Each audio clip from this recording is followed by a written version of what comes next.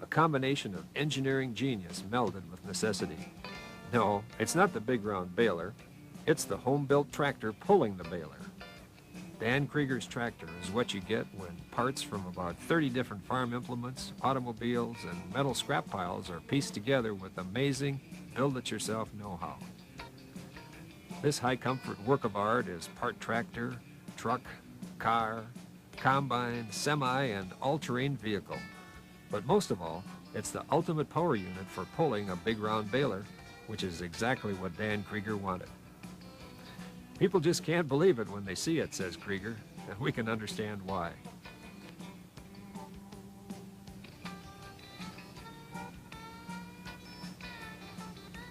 At first glance, you'd swear it comes from the Deere Tractor Works. But let's take a closer look.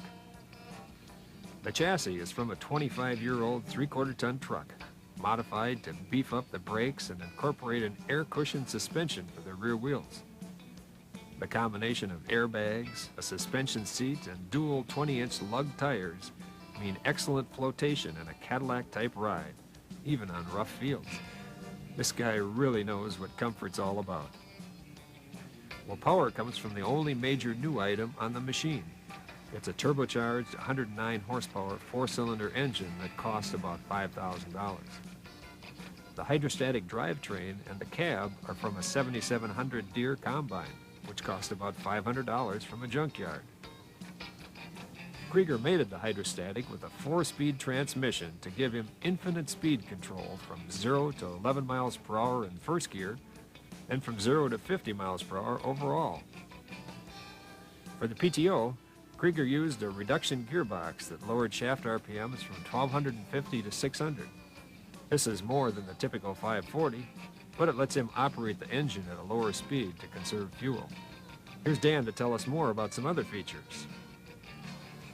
I started collecting parts about 5 years ago, and just this last year really got enough time to really work on it. Lift the cab up, work on the transmission. See all the electrical wiring and hoses all go through the part of the cab that hinges into the 3 brake lines with hoses by the hinge for individual brakes in back and front wheel brakes. Hydraulics are powered by an old air conditioner pump that Krieger converted into an air compressor. An electric clutch connected to a pressure switch kicks the compressor on and off. An electric power window control activates solenoids that operate the air controls. Krieger activates all these controls from the joystick and the 4 switches inside the cab. One controls the baler end gate, another engages the PTO, a third regulates the engine throttle, and a fourth turns the PTO off as soon as the baler gate opens.